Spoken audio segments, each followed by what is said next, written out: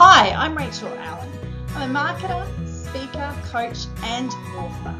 I was a proud facilitator of marketing conversations for the second time and brought myself and 7 other amazing speakers together to talk about marketing, mindset and business. And this is the recording of one of our speakers. Enjoy.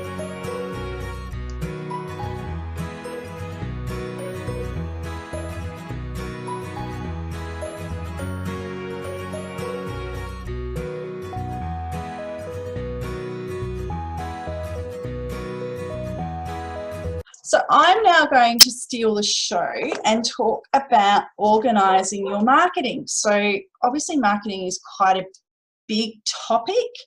I just want to pause a little bit because some of you on the call don't know me or may not have sort of met with me in this sort of environment.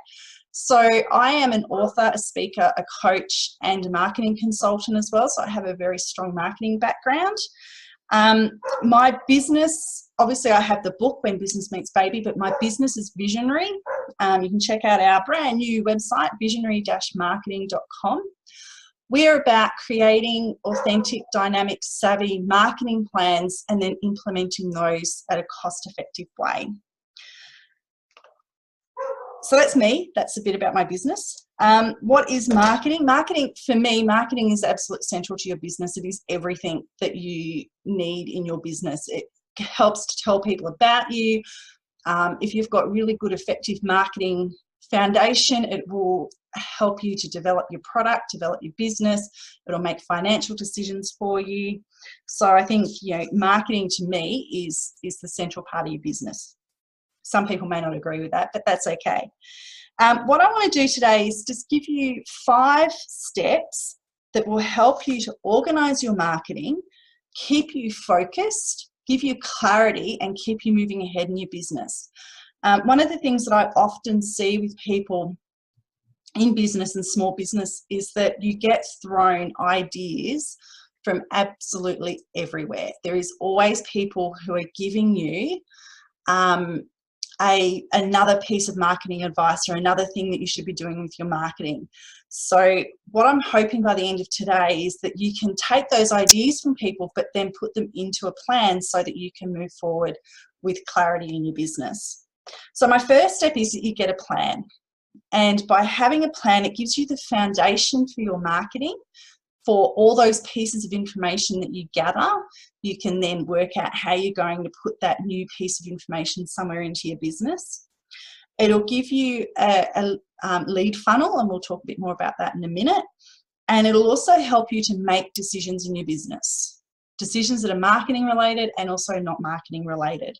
So it's a bit like a business plan. It becomes that foundation for you to work on it with something.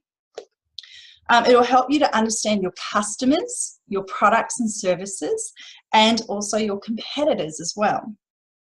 And a marketing plan will also help you to determine your goals, to set your branding, so everything around messaging, colour, logos, imagery, how you want people to see your business, and also the resources that you have available to yourself. So we've spoken about VAs as an option of outsourcing work to a VA to have that resource. A marketing plan will also set the way that you communicate your messages and how you communicate as well and where you're communicating to. And a plan that is authentic, dynamic and savvy will help you to have clarity and focus on your business. So what are the best ways to get a plan? You can find a free template, so you can do a Google search and find that if you want to. We have a 5-day free challenge that I'm going to send you the link to in the email after this that you can sign up to, and it steps you through a marketing process that we've developed and will help you to start to create your marketing plan. You can join a program, and there's plenty of programs out there that will help you to guide you in creating a marketing plan, and we have one as well, which is our 12-week Marketing Accelerator program. Again, you'll get more information about that. And you can also just you can get someone to do it for you. As long as they're taking your ideas, your thoughts, they understand your business, you can outsource the creation of a marketing plan to someone else, providing that you're giving a huge amount of input into it. For example, when we do marketing plans for people, we start with a brainstorming session, and that brainstorming session could go for 2 or 3 hours, where I'm just asking you lots and lots and lots of questions about your business. I'm getting business plans. I'm looking at what your analytics and everything that's happening already in your business, so that we've got that groundwork. And then I go off and have a session with my team, and we create that strategy for you. So that's the first step, get a plan. Second step is to sort out your lead funnel. And we talked about, I think Kerry Ann mentioned a little bit about lead funnels, that events is part of that. Essentially, a lead funnel is what will guide people through your business for you. So they'll take you from knowing about you and guide them into a sale, basically. The essential thing is that people need to know you, like you, and trust you before they will even start to think about doing business with you. Most people now operate in service or product-based businesses where you're not unique. There is a lot of people out there who are doing it, who are doing the same thing, essentially. You may be doing it in a unique way, but there is a lot out there who are already doing it. So you need to have people know you, like you, trust you, before they can even get into your lead funnel. Add to that, people also need to see the branding and your business messaging anywhere from 3 to 12 times before they will start to do business with you also. So what does a good lead funnel look like? It's going to start with your customer's pain at the top. So what pain are you solving for people? Because that's where it all begins. Then it'll move into how they're going to find out about you. So your communication methods. Is it Facebook? Is it workshops? Is it writing a book? Is it, how do people find out about you? Then you want to get them to engage with you a little bit more. So this is getting people off Facebook and to actually engage with you and hear your message one-on-one, preferably, or in a group setting.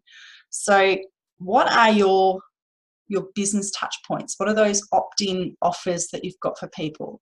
If you're trying to sell a book, is it that you've got a free chapter download, or do you just give away the book? If you're wanting to get people into workshops, you're going to run a webinar first. What are those free things or very low cost items that you're going to give away to get people really into your business? Then how are you going to stay engaged with them? Kerry Ann spoke a little bit about email sequences and things like that. So how are you going to stay engaged with people and then offer them your premium offerings? What are your premium offerings? And is that something that people really want as well? So how are you going to make, because we're in business to make money, remember that. So you need to make the money out of your premium offerings. After people have finished going through that with you, and obviously you want to keep them in your customer funnel as well. You want to build that relationship with them over and over and over again. How are they going to feel at the end of it as well? How's that relating back to their pain that at the start of the funnel? If their pain is that they're totally lost and confused and stuck, and at the end of it you want them to feel relieved and happy and ready to move forward. So what does your lead funnel look like? So that's the second thing. First thing, get a plan. Second thing is to sort out your lead funnel and to make sure everything's working. The third is to write procedures, and Kerry Ann touched on this as well. Write procedures in your business. If you do a task more than once, write it down. That's my mantra. It's the way that I work, that if I'm doing something and I'm like, I think I'm going to have to do this again, I write it down. Or if I'm doing it and I'm like, I don't actually need to be doing this task after I've set it up, then write it down. Once you have that procedure written down, it makes it so much easier to outsource it or to automate it. And I'm going to talk a little bit more about that in a minute. So how do you write a procedure? Remember the days where you would just start writing and you would print it out and you'd have a manual sitting there? That's the way I always thought, until I went to a workshop a few weeks ago and they went, oh, you can put it all online. And I went, yeah, of course you can. You know, the digital head of me, the geekiness in me goes, yes, of course I can put it online. That way I don't have to print it, I can change it, I can share it, it doesn't have to be a printed document sitting on the shelf.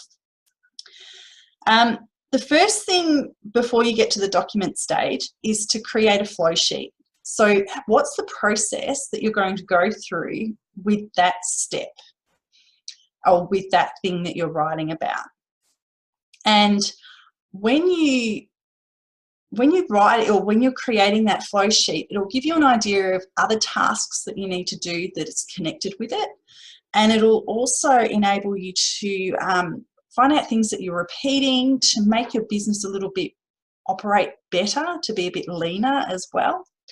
So yeah, it's just creating a flow sheet. And you can do that in an online tool or in something as simple as PowerPoint, just so that you, in your head, you can get clear. And as your business gets bigger and you start doing more and more and more in it, having these procedures from the start means that it's going to be easier to keep control of it later on as well. So you have the flow sheet, you then document the steps. This is what we do. And I got introduced to Google Sites. I recommend you have a look at it. You can put it all online, all your procedures online. You can create pages, you can embed graphics, you can embed all your Google documents into it. And then once you've got it there, you can then share it with people. So you don't actually have to be the one doing the work. And it's all there, and you can update it as you need it. Use your procedures. Don't keep going off what's in your head. So if you're setting up an event, like Kerry said, and you need to have your triggers as to what happens from 6 weeks, from 4 weeks, from 2 weeks, from 1 week to the day, then if you've got it all written down in your procedures, it's as simple as just keep going back and looking at it. You've got all your templates in there that you need, all your emails that you need to send out, whatever. Just keep going back to it and look at the procedures, and then you're not going to miss anything. And then the same standard is going to continue to be shown in your business time and time and time again. Automating or outsourcing. Okay, that's the fourth tip I'm going to give you today. Automating is made so much easier with the plethora of online tools that are available to us. There's MailChimp, there's Entreport, there's Infusionsoft. There's so many that start to link our CRMs with our communications, with our Facebook, with our social media. All of this online stuff can all be linked together, and you can automate it. If you want to, I can send you out a whole list of online tools that I use in my business on a daily basis that make my life easier. I remember when we set up event bookings, automated event bookings into our website years and years ago when we were running event management, it actually meant that the person that I had employed to do admin within the business, she didn't have to be there to answer phone calls, to process payments anymore. She could actually do some other stuff, and we could move the business forward in a different way. And that's because we automated that process and put it online. So you can make it easier for yourself and for other people in your business as well by automating it. You can also outsource, and we spoke with Rosie about outsourcing to virtual assistants. You can outsource it to freelancers, to consultants, or you can use Visionary as well to outsource to, if that's what you are interested in. And then those people can use your procedures, they can look at your marketing plan, and they can be implementing all of this stuff without you having to be guiding them, because you've got it all written down and you've already done the hard work for them. And the final step to organising your marketing is to review. I really can't speak more about always reviewing what you're doing in your business. If you need to go, if you need to change things in your business, you need to be able to do that. And if you're constantly every day just moving forward, moving forward, moving forward, moving forward, and you're not stopping to think, to reflect on where you've been, then you're not going to change as a business, and you're going to keep getting the same results and doing the same things. So if you can go back and review your marketing, look at what worked and what didn't work. Just because someone says that you need to be on Facebook doesn't necessarily mean that your customers are there on Facebook and they're going to purchase off you from being on Facebook. It could be that you need to tweak your Facebook strategy if it's not working for you, or maybe you need to go and try a different platform. Maybe, in fact, your focus should be more on LinkedIn, which is where more of your customer base is. I can't say that without knowing your business, but it's about, well, what worked and what didn't. What's giving you results? If you're spending money and time in something, are you actually getting a return on investment? Same if you're looking at magazine advertising, print advertising, anything like that. Try and measure all of that sort of stuff so that you can work out whether it's working for you and your business or not. Review analytics and insights. Now that we've moved into this digital age of marketing, where we have Google Analytics, which gives us the most amazing forms of statistics that we can get in Google Analytics, insights on social media. They give us so much information about our customer, or the people who are visiting our websites, who are into our social media, what times they're on our social media, what sort of devices they're accessing. All of that sort of information is sitting in there. Well, is sitting in there in those analytics information, and that is really critical to you actually reviewing your business and reviewing to see what's working. Are you attracting the clients and the customers that you want or not? Do a financial analysis as well. As boring as it is to get into the money side of things, if you are spending so much time creating a product and you're selling a product but you're not making any money out of it, then you need to go back and say, well, do I need to increase the price of the product or service? Do I need to look at decreasing the cost to actually get that to market? Is it making me money or not? So really analyze things from a financial point of view also. Don't be afraid to dump a marketing activity that you're doing. If it's not working and you're spending too much time, too much resources on it, don't be afraid to dump it or change it. The reasons that we don't change our marketing is this ego that sits here that says, no, you've got to keep going, you've got to keep going, you've got to keep doing it. But if you keep doing it, you're going to always get the same results. So don't be afraid to change what you're doing in your marketing. So that's just a little piece of trying to help you to organize your marketing. I'm a really strong believer in thinking from your marketing from a big picture point of view, from taking it as a holistic point of view across your whole business, and that it's integrated as well.